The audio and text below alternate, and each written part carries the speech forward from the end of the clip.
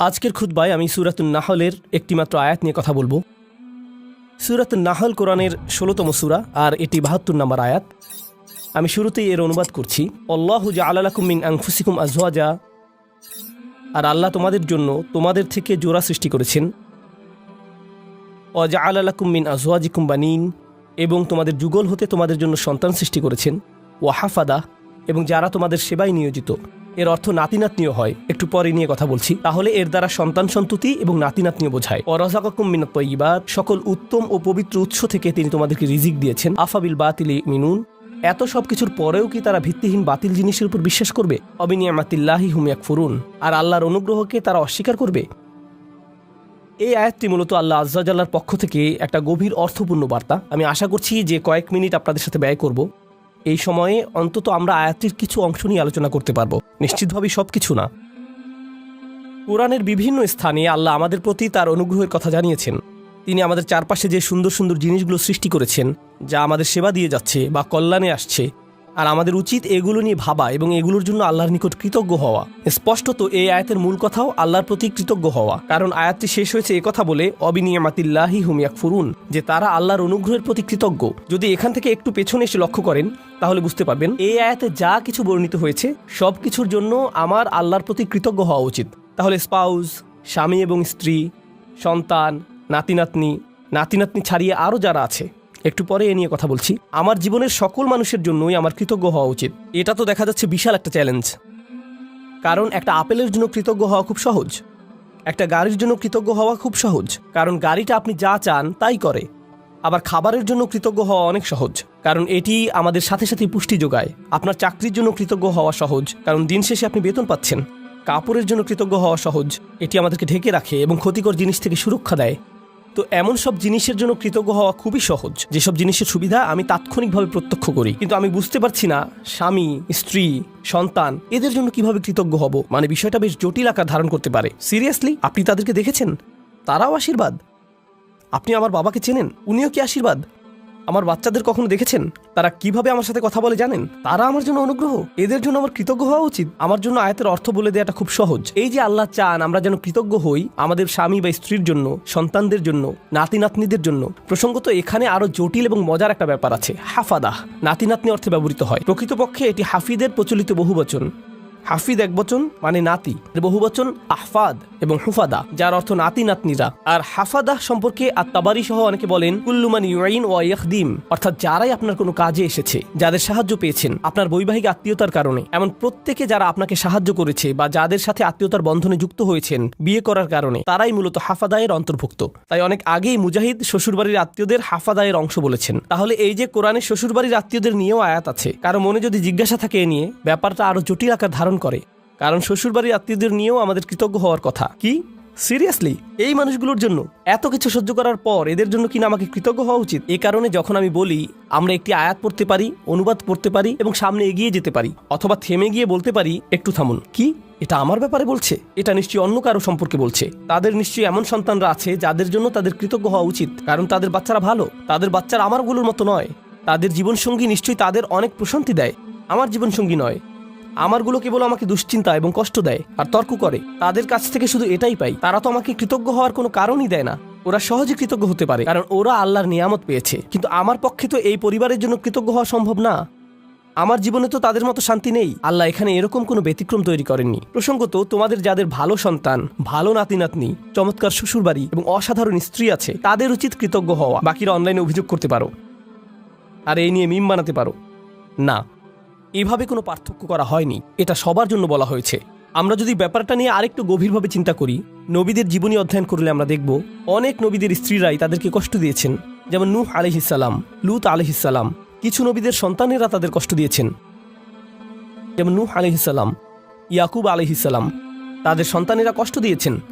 ইব্রাহিম আলাইহিস সালাম আশঙ্কায় ছিলেন যে তার নাতিরা বা ভবিষ্যৎ প্রজন্ম শিরকে লিপ্ত হবে, আর এটাই সত্য হয়েছিল ইব্রাহিম আলাইহিস সালামের বংশধরদের নিকট থেকে। তো এগুলো সবই বাস্তবতা। আল্লাহর চাইতে বাস্তবতা সম্পর্কে বেশি কেউ জানে না, আর সেই রবই এই আয়াতের শেষে আমাদের কৃতজ্ঞতা প্রকাশ করতে বলেছেন। তাই আজকের খুতবায় প্রথমে আমি আপনাদের কাছে ধাঁধার মতো প্রায় ব্যাপারটা বর্ণনা করতে চাচ্ছি। কিভাবে আমরা এর সমাধান করব বা কিভাবে আমরা এর প্রকৃত অর্থ বুঝব। কারণ আল্লাহ আযজা ওয়া জাল্লা আমাদের আদেশ করছেন বা তিনি মূলত অভিযোগ করছেন যে আফালা ইয়াতাদাব্বারুনাল কুরআন আম আলা কুলুবিন আকফালুহা, তারা কি কোরআন নিয়ে গভীরভাবে চিন্তা করে না, নাকি তাদের অন্তরে নিজস্ব তালা পড়ে গেছে যে যদি আল্লাহ যা বলেছেন তা নিয়ে চিন্তা করতে অপারগতা জানাই এবং গভীরভাবে না ভাবি, তাহলে সম্ভবত আমার অন্তরে হয়তো এখনও কোনো তালা পড়ে আছে, হয়তো আমি মন দিয়ে বিষয়টা ভাবছি না, নিজের জীবনে এর বাস্তব প্রয়োগ ঘটাচ্ছি না, ফলে এর গভীর অর্থ আমি বুঝতে পারছি না। আমি দোয়া করছি আমরা তার আয়াত নিয়ে গভীরভাবে চিন্তা করার সময় তিনি যেন আমাদের সবার অন্তরের তালা খুলে দেন। এখন আসুন আমরা আবার আয়াতে ফিরে যাই, এর শেষাংশে একটু মনোযোগ দিই। তিনি বলেছেন আফা বিল বাতিলি মিনুন অবিনিয়ামাতিল্লাহি হুম ইয়াকফুরুন, তারা কি মিথ্যাই বিশ্বাস করবে? আশ্চর্যজনক একটা বাক্য, তারা কি মিথ্যাই বিশ্বাস করবে? এমন আয়াতের ক্ষেত্রে আপনি কল্পনা করতেন যদি আয়াতের শুরুটা শিরক বা মিথ্যা প্রভু নিয়ে হতো এবং বলা হতো যে তারা আল্লাহ ছাড়া অন্য কারো ইবাদত করে, এরপর তারা বাতিলে বিশ্বাস করে, এমন একটি জায়গায় আলোচনাটি যথোপযুক্ত ছিল। কিন্তু আলোচনাটি এরকম নয়। কথাটা এমন ছিল যে তিনি তোমাদের মধ্য থেকে তোমাদেরকে দিয়েছেন স্ত্রী, সন্তান, নাতি নাতনি, শ্বশুরবাড়ি, বড় পরিবার এবং যারা তোমাদের সহযোগিতা করে এসব, এবং তারপর বলা হলো এরপরও কি তারা বাতিলকে বিশ্বাস করবে? সুবহানাল্লাহ, এ কথাটা এখানে কেন? তো আরেকটা ধাঁধা, আমি একটা ধাঁধার উপর আরেকটা ধাঁধা যোগ করছি, তাই না? তারা কি মিথ্যাই বিশ্বাস করবে? এখানে মিথ্যার বিপরীত হলো সত্য, তাই না? আফাবিল বাতিলি ইউমিনুন অবিল হাক্কি হুম ইয়াকফুরুন, তারা কি মিথ্যাই বিশ্বাস করবে আর সত্যকে অস্বীকার করবে? কারণ মিথ্যার বিপরীত হলো সত্য। কিন্তু আল্লাহ সত্য শব্দটি বলেননি, বরং তিনি বলছেন আল্লাহর অনুগ্রহ। তিনি আল্লাহর অনুগ্রহ বলছেন এর পরিবর্তে। আর যদি আপনি আল্লাহর অনুগ্রহ শব্দটির বিপরীত শব্দ নেন নাকবা, তখন এর অর্থ দাঁড়াবে তারা কি কাঠিন্যতায় বিশ্বাস করবে? তারা কি এমন জিনিসের উপর ঈমান আনবে যা তাদেরকে কষ্ট দেয়, মাসায়েব? আর তারা কি আল্লাহর অনুগ্রহ অস্বীকার করবে? হয় আপনি সত্যের বিপরীতে মিথ্যা বলবেন, না হয় অনুগ্রহের বিপরীতে কষ্ট। অথচ আল্লাহ কিন্তু এভাবে বলেননি, তিনি এগুলোকে একত্রিত করেছেন। আর আয়াতের মূল অর্থ বোঝার জন্য আমরা এখান থেকেই শুরু করব। সচরাচর ভাষা ব্যবহারে আমরা কোনো শব্দের সরাসরি বিপরীত শব্দ ব্যবহার করি, দিন রাত, ভালো মন্দ, এগুলো সরাসরি বিপরীত। কিন্তু কোরআনে আল্লাহ মাঝে মাঝে একটু জটিল বিপরীত ব্যবহার করেন। তিনি এভাবে বলেন না যে এর বিপরীত বি, তিনি বিপরীত বোঝাতে এমন ভিন্ন আঙ্গিকে আমাদের চিন্তা করান যা একমাত্র তিনিই পারেন। এখানে আল্লাহ আপনাকে আমাকে শেখাচ্ছেন যে এ আয়াতে মিথ্যার বিপরীত হলো আল্লাহর অনুগ্রহ, সত্য নয়। আর আল্লাহর অনুগ্রহ মূলত সত্যের বিকল্প হিসাবে ব্যবহৃত হয়। এই ধারণাটি খুবই শক্তিশালী। সত্যের আরবি হলো হক, আবার হক এর অর্থ উদ্দেশ্যপূর্ণ। তাই হক অর্থ কেবল সত্য নয়, উদ্দেশ্যপূর্ণও হয়। যেমন আল্লাহ বলেন খালাকাস সামাওয়াতি ওয়াল আরদা বিল হক, তিনি বিশেষ উদ্দেশ্যে আকাশসমূহ এবং পৃথিবী সৃষ্টি করেছেন। এখানে উদ্দেশ্য বোঝাতে কোন শব্দটি এসেছে? সত্য, হক। সুতরাং হক শব্দের দুইটি দিক আছে। তো আসুন এই আয়াতটি এই দৃষ্টিকোণ থেকে চিন্তা করি। এই যে আমার অবাধ্য সন্তানেরা, আমার ছেলে আমার সাথে তর্ক করে, আমার মেয়ে আমার সালামের জবাব দেয় না, আমার নাতিরা আমাকে ভুলে গেছে, আমার স্ত্রী আমাকে কেবল অসম্মান করে, আর অন্যদের কাছে আমার দুর্নাম করে বেড়ায়। আল্লাহ বলছেন তিনি এই সব কিছুই দেখছেন, আর আমি দেখি সমস্যা। কিন্তু আসলে এরকম জটিল সম্পর্কের মধ্যেও একটা নিয়ামত আছে, আর সেই নিয়ামত বা কল্যাণ তাদের কাছ থেকে আসছে না। এই কল্যাণ কেবলই আল্লাহর কাছ থেকে আসে। তাদের কাছ থেকে শুধু কষ্ট আসে, কিন্তু সেই কষ্টের পেছনে যে প্রজ্ঞা, যে কল্যাণ আছে, তা শুধুমাত্র আল্লাহর পক্ষ থেকেই আসে। তাই আল্লাহ বলেননি অবিনিয়ামাতি হুম ইয়াকফুরুন, তিনি বলেছেন অবিনিয়ামাতিল্লাহি হুম ইয়াকফুরুন। তিনি নিয়ামাকে তার নিজের সাথে সম্পৃক্ত করেছেন। তিনি নিয়ামতকে যুক্ত করেননি তাদের সাথে, করেছেন নিজের সাথে। তাই আমরা এখন গভীরভাবে চিন্তা শুরু করা উচিত। পরিবারের ভেতর যত ঝামেলাপূর্ণ কথাবার্তা হয়, যত ঝামেলাপূর্ণ পরিস্থিতি আমাকে মোকাবেলা করতে হয়, সবগুলো নিয়ে। তাই আমরা একটু পেছনে সরে এসে আমাদের দৃষ্টিভঙ্গি বদলাবো নিজেদের পরিবার নিয়ে। কারণ এই আয়াতটি আমাদের বৃহত্তর পরিবার সম্পর্কেই। মূলত বেশিরভাগ মানুষের ক্ষেত্রেই যদি জীবনের কিছু নিয়ে অভিযোগ করার থাকে, অর্থনৈতিক বা স্বাস্থ্যগত ব্যাপার ছাড়া যদি তাদের জীবনে কোনো মানুষ নিয়ে অভিযোগ করার থাকে, সেই মানুষটি সম্ভবত নিজ পরিবারের কেউ। জীবনের অধিকাংশ নাটকের অবস্থান এখানে। জীবনের সকল চাপের উৎপত্তি এখান থেকেই। ফোন আসলে ফোনের কাছে যাবার আগেই আপনি বলে ওঠেন আল্লাহ তার কল যেন না হয়, মনোবল শক্ত করে নিচ্ছেন আগে থেকেই। অথবা কোনো বিয়েতে বা অনুষ্ঠানে গিয়ে আপনি ভালো সময় কাটাচ্ছেন, হঠাৎ আপনার স্ত্রী আপনার দিকে তাকালো বা আপনি তার দিকে তাকালেন। স্ত্রী ভাবতে লাগলো ওহো আজকে আমার খবর আছে। বাড়ি ফেরার জন্য গাড়িতে ওঠা মাত্রই তিনি বকাঝকা শুরু করবেন, পরিস্থিতি ভালো মনে হচ্ছে না। পরবর্তী ঝগড়া শুরু হওয়ার আগেই যেন দাঁতে দাঁত চেপে প্রস্তুতি নেওয়া শুরু করলেন। জানেন, সম্ভবত ব্যাপারটাকে অন্য দৃষ্টিকোণ থেকেও দেখা যায়। সম্প্রতি আমাকে একজন একটা প্রশ্ন করেছেন। আজকের আয়াতটি ভালোভাবে বোঝার জন্য এটি একটা উদাহরণ হতে পারে। মা আর মেয়ের মধ্যে ফোনে কথা হচ্ছে। মা বলছে জানো তোমার অমুক কাজিন, আমরা তার নাম দিলাম কাজিন এ, তোমার কাজিন এ সবসময় কাজিন বি সম্পর্কে বাজে কথা বলে। তার সমস্যাটা কি? কেন সে সারাক্ষণ কাজিন বি সম্পর্কে মন্দ কথা বলে? মেয়ে বলল, এটা নিয়ে চিন্তা করো না মা, সে তার ভালো ভালো আমলগুলো তাকে দিয়ে দিচ্ছে। কারণ কারো পেছনে কটু কথা বললে আখিরাতে নিজের ভালো কাজগুলো তাকে দিয়ে দিতে হবে। তাই এ নিয়ে কোনো চিন্তাই করো না মা। মেয়েটি আমাকে জিজ্ঞেস করলো, আমি যখন এভাবে বলি, এভাবে বলা কি ঠিক? আমি এই কথোপকথনটি শোনার পর বললাম, আচ্ছা তোমরা যখন এভাবে আলোচনা করছো যে কাজিন এ এরকম খারাপ কাজ করছে, তোমরাও তো তখন গীবত করে ফেলছো, কাজটা উল্টা হয়ে গেল না? এরপর আছে আরেক সমস্যা, তুমি কি অতি সহজেই বলে ফেলছো না যে চিন্তা করো না, আমরা আখিরাতে তার কাছ থেকে নিয়ে নিব? কেউ যদি তোমার সারা জীবনের সঞ্চয় কেড়ে নিতে চায়, এখনই তোমার বাড়িতে এসে তোমার গাড়ির চাবি, ক্রেডিট কার্ডস, ব্যাংক পাসওয়ার্ড নিয়ে নেয় আর বলে বের হয়ে যাও, তখন তো বলবে না যে চিন্তা করো না, আমরা আখিরাতে নিয়ে নিব? তুমি তো এই জীবনের জিনিসগুলোই ছেড়ে দিতে পারো না, আর এত অনায়াসে তোমার কাজিনের আখিরাত ছেড়ে দিচ্ছ। কোনো সমস্যা নেই, আমরা শেষ বিচারের দিন নিয়ে নিব। হয়তো আমরা একটু পেছনে সরে এসে বলতে পারতাম, না নিশ্চয়ই এই বিরোধের কোনো কারণ আছে, আমাদের এই চ্যালেঞ্জটাকে নিয়ে একটু নিয়ামতে পরিবর্তন করে ফেলতে হবে। কারণ আল্লাহ এই সম্পর্কগুলোকে বলেছেন নিয়ামত। আমার ছেলে, আমার কাজিন, আমার পরিবার, আমার শ্বশুরবাড়ি, এগুলো কেবল আছে মানেই নিয়ামত নয়, কেবল তাদের থাকাটাই নিয়ামত নয়। স্পষ্টরূপেই এখানে শুধু তাদের বর্তমান থাকার কথাই বলা হচ্ছে না, তাদের সম্পর্কটা আমার সাথে কতগুলো অভিজ্ঞতার সমষ্টি, কতগুলো কথোপকথন এবং আদান প্রদানের সমষ্টি। কিভাবে আমি একে একটি নিয়ামতে পরিণত করব? মা, কখনো জানতে চেয়েছো আমার কাজিনের এত রাগ কেন? নিশ্চয়ই কিছু ঘটেছিল। কখন ঘটেছে? ও, তোমার মনে আছে ওই বিয়ের কথা, যেখানে অমুক অমুক ব্যাপারগুলো ঘটেছিল? ও, তখন থেকেই সমস্যার শুরু। আমরা হয়তো তাদের দুজনকে নিয়ে একসাথে বসতে পারি এবং সমস্যাটার একটা সমাধান করতে পারি। আমরা হয়তো সমস্যাটার সমাপ্তিতে সাহায্য করতে পারি, এটাকে আরো বড় করার পরিবর্তে। এই নিয়ে পেছনে কথা না বলে, অভিযোগ না করে আমরা হয়তো সমাধানের একটা অংশ হতে পারি, যেন পরিবারটি আত্মীয়তার সম্পর্কের মাঝে যে নিয়ামত লুকিয়ে আছে তার অভিজ্ঞতা লাভ করতে পারে। আপনার পরিবারে যে মানুষগুলোর আগমন ঘটে, আমার পরিবারে যে মানুষগুলোর আগমন ঘটে, ভালো হোক বা মন্দ, আল্লাহ একটা উদ্দেশ্যকে সামনে রেখেই তাদেরকে আমাদের জীবনে পাঠিয়েছেন। তার সব কাজেই উদ্দেশ্য থাকে। মাঝে মাঝে আপনি আপনার ভাইকে দেখে ভাবেন, তুমি কিভাবে আমার ভাই? কখনো কখনো কিছু মানুষ তাদের বাবা মাকে দেখে ভাবে, সিরিয়াসলি তোমরা আমার বাবা মা? তোমাদের সাথে আমার তো কোনো মিলই নেই, কিভাবে তোমরা আমার মা বাবা? আপনি অবাক হয়ে ভাবেন, আমরা যদি একই পরিবারে না হতাম, আমার মনে হয় না তোমাদের সাথে আমি কিছু করতাম বা করার ইচ্ছা করতাম। কিন্তু আল্লাহ মানুষকে বিশেষ উদ্দেশ্যে একত্রিত করেন। তিনি ভালো করেই জানেন কাকে কার পরিবারে রাখতে হবে এবং কাকে কার সাথে জেনেটিক্যালি সংযুক্ত করতে হবে। এমনকি তিনি আপনার শ্বশুরবাড়ির ব্যাপারেও প্ল্যান করে রেখেছেন। ইন্না লিল্লাহি ওয়া ইন্না ইলাইহি রাজিউন। এর জন্যও তিনিই পরিকল্পনা করে থাকেন। এখন সব কিছুকে একটা বড় পরীক্ষা মনে হতে পারে, কিন্তু আমি যদি নির্দিষ্ট একটি দৃষ্টিকোণ থেকে আয়াতটি নিয়ে চিন্তা করি, আমাকে এখানে আশীর্বাদ খুঁজে পেতে হবে। আমি এখানে আশীর্বাদ খুঁজে পাবো না যদি আমি সবকিছুকে উদ্দেশ্যপূর্ণ দৃষ্টিতে না দেখি। সম্ভবত এই ঝগড়ার পেছনের উদ্দেশ্য আমাকে খুঁজে বের করতে হবে এবং সঠিক কাজটি করতে হবে, সঠিক কথাগুলো বলতে হবে, যেন এই বিরোধের নিষ্পত্তি হয়। আল্লাহ এমন মানুষদের নিয়ে কথা বলেছেন যারা সত্যিই তাকে বিশ্বাস করে। তিনি তাদের সম্পর্কেও বলেন যারা বিপরীতে ফাসাদ তৈরি করে। তিনি বলেন, তারা ছিন্ন করে ফেলে আল্লাহ যা অবিচ্ছিন্ন রাখার নির্দেশ দিয়েছেন। পারিবারিক বন্ধনগুলো অটুট রাখা সত্যিই কঠিন। স্বামী স্ত্রীর সম্পর্ক মজবুত রাখা কঠিন। সন্তান সন্ততিদের মাঝে বন্ধন বজায় রাখা কঠিন। ভাই বোনদের মাঝে রাগারাগি তীব্র আকার ধারণ করতে পারে। পিতামাতা এবং সন্তানদের মাঝেও রাগারাগি তীব্র আকার ধারণ করতে পারে।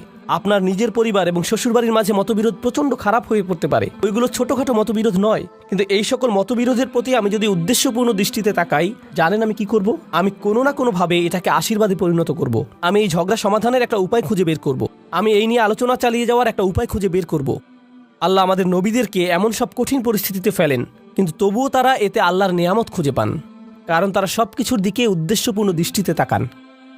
তো এটাই আমাদের প্রথম শিক্ষা, আফাবি নিয়ামাতিল্লাহি হুম ইয়াকফুরুন থেকে। এই আয়াতের আরেকটা দিক আমি নিজেকে এবং আপনাদেরকে স্মরণ করিয়ে দিতে চাই। সেটা হচ্ছে আল্লাহ বলছেন, আল্লাহু জাআলা লাকুম মিন আনফুসিকুম আজওয়াজা। খুবই ভারী কিছু কথা।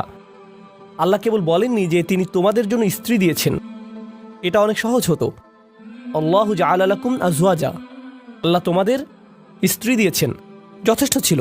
কিন্তু না, আল্লাহু জাআলা লাকুম মিন আনফুসিকুম আজওয়াজান, আল্লাহ তোমাদের মধ্য থেকেই তোমাদের জন্য দিয়েছেন স্ত্রী, তোমাদের মধ্য থেকেই। এটা নিয়ে গভীরভাবে ভাবতে গিয়ে মুফাসসিরগণ চমৎকার কিছু কথা বলেছেন। এই আয়াতে তোমরা কারা? আপনি, আমি, আমরা মানুষ। আরবিতে মানুষকে ইনসান বলা হয়, যা উনস এবং ইস্তিনাসের সাথে সম্পর্কিত। মানে এটি মমতা, আন্তরিকতা, ভালোবাসা আর সৌজন্যতার সাথে সম্পৃক্ত। এই অনুভূতিগুলো একজন মানুষের অন্তরে প্রদান করা হয়েছে। অন্যের অনুভূতির প্রতি শ্রদ্ধাশীল হওয়া, যেমন আল্লাহ তাআলা বলছেন, কারো অনুমতি ছাড়া তার ঘরে প্রবেশ না করতে। আপনার বন্ধুর বাসায় গিয়ে সোজাসুজি ভিতরে চলে যেতে পারবেন না, তাই না? হাত্তা তাস্তানিসু, যতক্ষণ না অনুভব করেন যে আপনাকে আশা করা হচ্ছে। তো রাত 3টার সময় বন্ধুর বাসায় এটা ভেবে যাওয়া উচিত নয় যে আমি এখন গেলেও সে কিছু মনে করবে না, আমি জাস্ট হেঁটে ঢুকে যাব। না, এভাবে সোজা ঢুকে যেতে পারবেন না। আর অস্বস্তিকর সময় যাওয়া উচিত না। আপনার অন্তত এই বুঝটা থাকা দরকার যে কখন যাওয়াটা উত্তম হবে। ইনসান অর্থাৎ মানুষ শব্দটি সরাসরি যত্ন, সৌজন্যতা এগুলোর সাথে সম্পৃক্ত। উনস এবং ইস্তিনাস। আল্লাহ বলেছেন তিনি আমাকে যে উপাদান থেকে সৃষ্টি করেছেন সেই একই উপাদান থেকে আমার স্ত্রীকেও সৃষ্টি করেছেন। তাই আমার যদি আবেগ অনুভূতি থেকে থাকে, ভাবনা থেকে থাকে, মতামত থেকে থাকে, তারও সেগুলো আছে। একজন স্ত্রীরও এভাবে ভাবা উচিত যে আমার যেমন আবেগ আছে, কিছু একটা যদি আমাকে বিরক্ত করে, কিছু জিনিস আমি ভালোবাসি, কিছু একটার প্রতি আমি আগ্রহী, তারও কিছু ব্যাপারে আগ্রহ আছে। আর এগুলো একই রকম হতে পারে না, কারণ আমরা একই রকম নই। ওমা খালাকাজ যাকারা ওয়াল উনসা ইন্না সা'য়াকুম লাশাত্তা। তিনি নারী পুরুষের মাঝে পার্থক্য সৃষ্টি করেছেন। একই সময়ে আমরা একে অপর থেকে ভিন্ন। আল্লাহ বলছেন যখন মিন আনফুসিকুম আজওয়াজান, এই শব্দগুলোর মাঝে সত্যিই খুব সুন্দর একটা ইশারা রয়েছে, চমৎকার একটা ইঙ্গিত রয়েছে এই শব্দগুলোর মাঝে। যেহেতু সে আমার থেকে এসেছে, আমাকে সেই অনুভূতিটি বোঝার চেষ্টা করতে হবে। যদি সে কষ্টদায়ক কিছু বলে, কোথা থেকে এর উৎপত্তি হলো, কোন অনুভূতি থেকে এই আচরণের উৎপত্তি হলো, কোন কারণে সে এটা বলল, সে খারাপ এজন্য এটা বলেনি, সে রকচটা এই জন্য এটা বলেনি, এগুলো সহজ উত্তর, তাই না? সে অহংকারী তাই সে সব বলছে। সম্ভবত এর পেছনে যাকে আপনি অহংকারী বলছেন হয়তো তীব্র মনোবেদনা রয়েছে। আপনি আপনার মতো করে মনোকষ্টের সাথে ডিল করেন, আর সে তার মতো করে ভিন্ন একটি উপায়ে মনোকষ্টের মোকাবেলা করে। তার মনোবেদনাটা হয়তো কষ্টদায়ক শব্দের মাধ্যমে প্রকাশিত হয়, বা শব্দগুলো আপনার কাছে বেদনাদায়ক মনে হয়। যদি আমরা এই ইস্তিনাসের চর্চা করি, তাহলে আমাদের পারিবারিক সম্পর্কগুলোতে আপনি আপনার ছেলের আচরণকে অসম্মানজনক আচরণ হিসেবে দেখবেন না। আপনি দেখবেন এই অসম্মানজনক আচরণের পেছনে নিশ্চয়ই কোনো কারণ আছে যার সমাধান হওয়া জরুরি। একটা দেয়াল তৈরি হয়েছে যা আপনাকে ভাঙতে হবে আপনার ভালোবাসা এবং সহানুভূতির মাধ্যমে, আর আপনাকে এটা করতে হবে উদ্দেশ্যপূর্ণ উপায়ে। বৃহৎ উদ্দেশ্যটা মাথায় রাখতে হবে। আল্লাহ এই মানুষগুলোকে, যাদের তিনি একটি পারিবারিক সম্পর্কে একত্রিত করেছেন, তিনি চান তারা যেন সংঘবদ্ধ থাকে। আল্লাহ চান তারা যেন তাদের প্রতিবন্ধকতাগুলোকে অতিক্রম করে। আল্লাহু জাআলা লাকুম মিন আনফুসিকুম আজওয়াজান ওয়া জাআলা লাকুম মিন আজওয়াজিকুম বানিনা ওয়া হাফাদা। এই আয়াতগুলোর আরো চমৎকার একটা দিক হলো আল্লাহ তোমাদের দিয়েছেন সন্তান সন্ততি, আল্লাহ তোমাদের দিয়েছেন শ্বশুরবাড়ির আত্মীয় স্বজন, নাতি নাতনি, অন্য মানুষেরা যারা তোমাকে সাহায্য করবে, তোমার উপকারে আসবে। আল্লাহ আজ্জা জাল্লা বলছেন সব শুরু হয়েছে আজওয়াজ থেকে, অর্থাৎ আপনি বিয়ে করেন, আর যখন বিয়ে করেন তখন অন্য একটি পরিবারের সাথে সম্বন্ধ যুক্ত হন। যেহেতু আরেকটি পরিবারের সাথে আপনি এখন সম্পর্কের বন্ধনে আবদ্ধ, একদিন হয়তো চাকরি হারিয়ে ফেললেন বা অন্য কোনো বিপদে পড়লেন, সে সময় হয়তো আপনার স্ত্রীর খালাতো ভাইয়ের এক বন্ধু আপনার বিশাল এক উপকার করলো। জানেন, এই যে সম্পর্কগুলো তৈরি হয়েছে, যেগুলোর মাধ্যমে আল্লাহ আপনাকে সাহায্য করেন, রিজিক প্রদান করেন, এমন সব উপায়ে যা ছিল অকল্পনীয় শুধু ওই আত্মীয়তার কারণে, কারণ ওই আত্মীয়তার মাধ্যমে কানেকশন তৈরি হয়েছিল। তো আল্লাহ আমাদের বলছেন এই সম্পর্কগুলোর দিকেও তাকাও। মানুষের সাথে যে সম্পর্কগুলো তোমাদের আছে আর তোমাদের জীবনে ওই সম্পর্কগুলোর প্রভাব, এগুলো সবই আল্লাহর প্ল্যান। তিনি এগুলো প্রদান করেছেন। যে মানুষগুলো আমার জীবনে এসেছে তিনিই সেগুলো প্রদান করেছেন। এর মানে এটা নয় যে সবাই সবসময় কাজে আসবে, এর মানে এটা নয় যে সবাই খুবই ভালো, কিন্তু এর মানে এটা যে আমাদেরকে সবকিছুর দিকে উদ্দেশ্যপূর্ণ দৃষ্টিতে তাকাতে হবে। এই উদ্দেশ্যটা সবার আগে মাথায় রাখতে হবে। এখন খুতবার শেষ অংশে আমি এই ধাঁধাটার কথা বলবো যা পুরোপুরি এখনো সমাধান করিনি। আফাবিল বাতিলি ইউমিনুন, তারা কি মিথ্যাতে বিশ্বাস করতে থাকবে? এখানে এমনকি মিথ্যার কথা বলা হচ্ছে কেন? এই আয়াতটি হওয়ার কথা কৃতজ্ঞতা এবং অকৃতজ্ঞতা নিয়ে, কিন্তু আল্লাহ একে ঈমান এবং অবিশ্বাসের বিষয় বানিয়ে ফেললেন। ব্যাপারটা কৌতূহল জাগ্রত করে। তাহলে আমরা এখান থেকে কি শিখব? মূলত এখান থেকে আমরা শিখব আমার ঈমান, আমার বিশ্বাস সরাসরি এই ব্যাপারটার সাথে সম্পৃক্ত যে আমি কতটুকু কৃতজ্ঞ। আমি যত বেশি কৃতজ্ঞ আমার ঈমান ততই মজবুত, আমি যত কম কৃতজ্ঞ আমার ঈমান ততই দুর্বল। আমি যদি অসত্য ব্যাপারগুলোর প্রতি বেশি গুরুত্ব প্রদান করি, এখানে বাতিল মানে আমি আমার পরিবারের দিকে তাকালে সমস্যা ছাড়া কিছুই দেখি না। আমি শুধু দেখি এই মানুষগুলোর কারণে আমার জীবন এতটা কঠিন, তারা এটা করেছিল, সেটা করেছিল, অমুক তমুক করেছিল। আপনার মাথায় সবসময় তাদের বিরুদ্ধে অভিযোগের তালিকা ঘুরতে থাকে, যেন আপনার মাথায় এর বসবাস। সর্বদা কল্পনায় বারবার ঝগড়ার সময়টাতে ফিরে যান। আমার এখনো মনে আছে তুমি কি করেছিলে, আমার এখনো মনে আছে তুমি কি বলেছিলে। তাদেরকে আপনি ওই ঘটনাগুলোর আলোকেই বিচার করেন। এখন আপনি তাদের দেখেন আপনার সমস্ত কষ্টের মূল হিসেবে। তারা এখন এতটুকুতেই সীমাবদ্ধ হয়ে গেল। এটাই হলো বাতিল। যদিও তারা আপনাকে কষ্ট দিয়েছে, এর পেছনে রয়েছে আল্লাহর নিয়ামত। আপনাকে অবশ্যই সেই নিয়ামত আবিষ্কার করতে হবে। যদি তাদেরকে আপনার জীবনের অভিসম্পাদে সীমিত করে ফেলেন, যদি তাদেরকে জঘন্য মানুষে বা কষ্ট দেয়া মানুষে সীমিত করে ফেলেন, তারা মানুষ, তারা শয়তান নয়। কেউই ফেরেশতা নয় এবং কেউই শয়তান নয়। আল্লাহ ফেরেশতা এবং শয়তান সৃষ্টি করেছেন, তারা ভিন্ন ধরনের প্রজাতি। আমরা মানুষ। এর মানে কি জানেন? আমরা কখনো ফেরেশতার মতো ভালো কাজ করি, আবার আমরা কখনো শয়তানের মতো মন্দ কাজ করি। আমরা মানুষ। তাই কারো ভালো কিছু দেখে আপনি কখনো বলতে পারেন না এই মানুষটা শুধু ভালো কাজ করে। একইভাবে কারো মন্দ কিছু দেখে আপনি বলতে পারেন না এই মানুষটা শুধু মন্দ কাজ করে। এখন আমরা মানুষকে সীমিত করে ফেলি, বিশেষ করে আমাদের পরিবারে শুধু তাদের ভুল ত্রুটিতে সংকুচিত করে ফেলি আর শুধু ওই ভুলগুলো দিয়ে তাদের বিচার করি। তখন আমরা একটি মিথ্যা বাতিল ভাবমূর্তি তৈরি করি তাদের সম্পর্কে। এর মাধ্যমে আমরা আসলে আল্লাহর একটা নিয়ামতকে অস্বীকার করছি। আপনি তাদের মাঝে ভালোটা লক্ষ্য করছেন না, কৃত ভুলগুলো কাটিয়ে উঠে ভালো হওয়ার সম্ভাবনাটা আপনি লক্ষ্য করছেন না। মানুষের পরিবর্তন সম্ভব, মানুষের উন্নতি সম্ভব, তাদের বিকাশ সম্ভব, কিন্তু আপনি বাতিলে বিশ্বাস করা শুরু করলেন। আর আল্লাহ এই ধরনের বাতিলের বিশ্বাসটাকে এই আয়াতে তুলে ধরেছেন। সুবহানাল্লাহ, কি অবিশ্বাস্য ছোট্ট একটি আয়াত, কিন্তু এটি পাল্টে দিয়েছে যেভাবে আমি নিজেকে দেখি এবং এটি পাল্টে দিয়েছে যেভাবে আমি অন্যদেরকে দেখি। আমি এখন আর এই ধরনের কথাবার্তা সহ্য করতে পারি না। ও তোমার অমুক আঙ্কেল, ওনার কখনো পরিবর্তন হবে না। তোমার চাচাতো বোন, সে সবসময় এমনই থাকবে। এই মানুষগুলো আমি জানি, তুমি জানো না। আমার বাবা, ওনার ব্যাপারে আশা করে কোনো লাভ নেই, একেবারে আশাহীন। কাউকে এভাবে আশাহীন বলার আমরা কে? কারো ভবিষ্যৎ নির্ধারণ করার আমরা কে? আফাবিল বাতিলি মিনুন অবিনিয়ামাতিল্লাহি হুম ইয়াকফুরুন। আল্লাহ আজ্জা জাল্লাহ আমাদেরকে সত্যিকারের মমতা দান করুন এবং কৃতজ্ঞতা দান করুন যে পরিবার তিনি আমাদের দান করেছেন তার জন্য। আল্লাহ আজ্জা জাল্লাহ আপনাকে দান করুন প্রজ্ঞা, শক্তিমত্তা এবং হেদায়েত, যেন পরিবারের ভেতরের চ্যালেঞ্জগুলো কাটিয়ে উঠতে পারেন, যেন ব্যাপারগুলো নিয়ে অর্থপূর্ণ গভীর আলোচনা করতে পারেন উদ্দেশ্যপূর্ণ উপায়ে আপনার পরিবারের সাথে। সবসময় যেন মনে রাখতে পারেন এই সকল চ্যালেঞ্জের পেছনে উদ্দেশ্য আছে। হয়তো বাহ্যিক দৃষ্টিতে কঠিন মনে হতে পারে, কিন্তু এর পিছনে আছে আল্লাহর নেয়ামত। আল্লাহ আজ্জা জাল্লাহ আমাদেরকে ওই নেয়ামতটা দেখার সুযোগ দান করুন এবং যেন কখনো এটা অস্বীকার না করি। আল্লাহ আমাদেরকে তাদের অন্তর্ভুক্ত না করুন যারা মিথ্যা দোষারোপ করে তাদের প্রিয়জনদের যে ভুলগুলো তারা করেছিল তার জন্য, আর আমরা তাদের উপর তা আরোপ করি আর তাদেরকে সেটা নিয়ে চিরকাল বেঁচে থাকতে হয় আমাদের ভুল অভিযোগ আরোপ নিয়ে। এই ভুলটাই ইয়াকুব আলাইহিসসালামের সন্তানরা করেছিল। তারা তাদের বাবার উপর ভুল একটি অভিযোগ আরোপ করেছিল, ইন্না আবানা লাফি দলালিম মুবিন। আমাদের বাবা বিভ্রান্তিতে হারিয়ে গেছেন কারণ উনি ইউসুফকে বেশি ভালোবাসেন। উনি অন্যায্য, আমাদের বাবা অন্যায্য এবং বিভ্রান্ত, এটাই আসল কথা। উনি অন্য যা কিছুই বলেন, উনি এসব বলেছেন কারণ উনি ইউসুফকে বেশি ভালোবাসেন। আমি ওনার উপদেশ শুনি না কারণ আমি জানি উনি পক্ষপাত দুষ্ট। আমি জানি এখন যেহেতু তারা ওনাকে পক্ষপাতী হিসেবে কল্পনা করে নিয়েছে, ওনার ব্যাপারে একটি বাতিল ধারণা এঁকে নিয়েছে, একই কাজ আমরাও আমাদের পরিবারের সদস্যদের সাথে করতে পারি। আমরা তাদের শরীরে একটি বাতিল স্টিকার লাগিয়ে দিতে পারি। এখন তারা যাই বলুক এগুলোর কোনো অর্থ নেই, কারণ আমরা ইতিমধ্যে মেনে নিয়েছি তাদের সব কথা সেই একই ভুল জায়গা থেকে এসেছে। তাই আমি দোয়া করি পরস্পরের প্রতি এমন করা থেকে আল্লাহ আমাদের রক্ষা করুন এবং আমাদের পরিবারগুলোকে একত্রিত করে তুলুন। আল্লাহ আমাদেরকে সাহায্য করুন যেন কাটিয়ে উঠতে পারি এবং সুস্থ হতে পারি ওই ব্যথাগুলো থেকে যা আমরা তাদের কাছ থেকে পেয়েছি, এবং তিনি আমাদেরকে যে নিয়ামত দান করেছেন তার জন্য যেন সত্যিকার অর্থে কৃতজ্ঞ হতে পারি। বারাকাল্লাহু লি ওয়া লাকুম ফিল কুরআনিল হাকিম ওয়া নাফা'নি ওয়া ইয়্যাকুম বিল আয়াতি ওয়া যিকরিল হাকিম।